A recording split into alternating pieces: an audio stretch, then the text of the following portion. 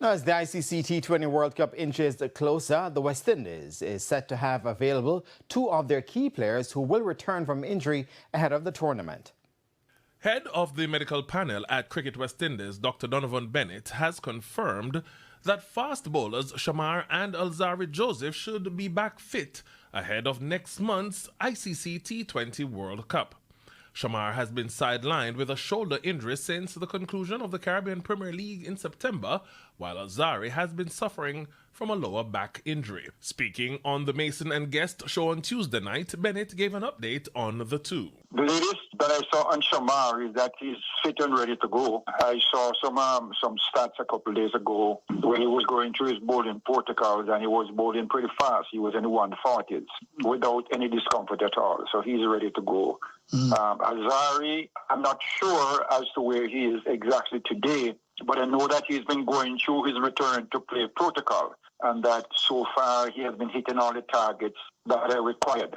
With the final World Cup squad to be submitted by January 30, Bennett also confirmed that one promising young top-order batsman is unlikely to be included due to injury. I can tell you without you even asking is that there's another chap who will probably not be available. A goose is a problem that will probably rule him out of the World Cup. I wouldn't say very serious, but it will rule him out of the World Cup. He actually had surgery, and of course I am being very careful here. I don't want to go any further with specifics, but he had surgery, and the nature of the surgery, I think, I don't see him being fit in time for the World Cup. There are also concerns surrounding Guyanese batsman Shemar Hetmeyer.